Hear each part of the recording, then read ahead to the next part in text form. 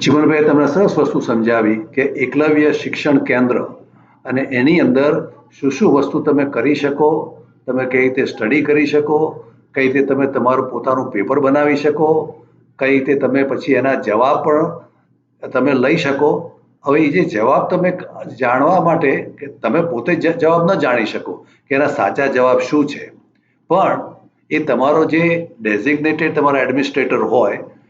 તે તમને એ જાણી શકે, અથવા તો તમારે તમારા પોતાના શિક્ષક હોય અથવા તો તમારા મા બાપ હોય કે જેમને એમ હોય કે ભાઈ મારે એની સાથે સ્ટડી કરીને જાણવું છે કે બરાબર ભણે છે અથવા તમને ભણાવવા હોય આની અંદર વચ્ચે આવીને, તો એ લોકો પણ પોતે એ જવાબ જાણી શકે કે તમે કેવા જવાબ આપ્યા અને તમારી સાથે કામ કરી શકે. હવે એમને જો એ કરવું હોય તો તેમને એડમિનિસ્ટ્રેટર તરીકે એમને રજીસ્ટર થવું પડે, અને જ્યારે રજીસ્ટર થાય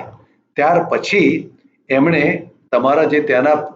લોકલ કોઓર્ડિનેટર હોય અથવા તો જે બીજા એડમિનિસ્ટ્રેટર હોય એની સાથે સંપર્ક સાધી અને તમારે જે કંઈ બીજી કંઈ વ્યવસ્થા આગળ કરવાની હોય કે તમારે એની સાથે કઈ રીતે કોડ બદલવાનો હોય તો તમે કરી શકો છો.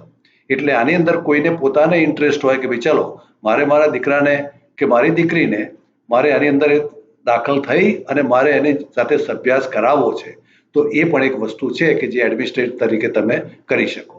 અને છેલ્લે વાત જે કરી કે તમારું મંતવ્ય, વિદ્યાર્થી પોતાનું મંતવ્ય આપી શકે કે આની અંદર જે આ બધી વસ્તુઓ મેં સ્ટડી કર્યો તે બરાબર, એમાં મારો અભિપ્રાય આપી શકીએ તમે કે બરાબર છે કે નથી. હવે તમે જે અભિપ્રાય તમે નક્કી કરો એ એડમિનિસ્ટ્રેટર પાસે આવશે, અને જ્યારે આવશે ત્યારે તમારી સાથે વન ઓન વન એ તમારી સાથે વાત કરી શકશે કે ભાઈ તમને કયું બરાબર ન લાગ્યું, ત્યારે તમે તેમને બરાબર સમજાવી શકશો કે ભાઈ મને આ જગ્યાએ ગૂંચવણ પડી કે જો આ જગ્યાએ આવું કર્યું હોય તો સારું.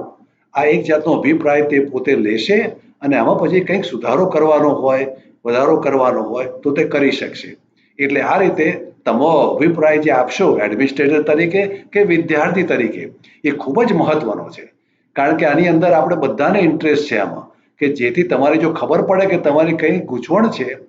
તો અમને ખબર પડે તો અમે પછી એમાં કંઈ સુધારો વધારો કરી અને આ સિસ્ટમને બને એટલી સારી ફાયદાકારક બધાને માટે થઈ શકે એવી કરી શકીએ. એટલે આજે તમે જાણી રહ્યા છો અત્યારે કદાચ કમ્પ્લીટ ન પણ હોય,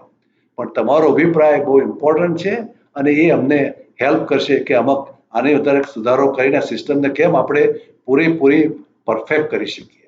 કદાચ પૂરી પરફેક્ટ ન થાય પણ જેટલી બને એટલી સાચી કમ્પ્લીટ કરી શકીએ એમાં તમારો અભિપ્રાય ખૂબ જ મહત્વનો છે, તો એ ખાસ ધ્યાનમાં રાખજો. Thank you.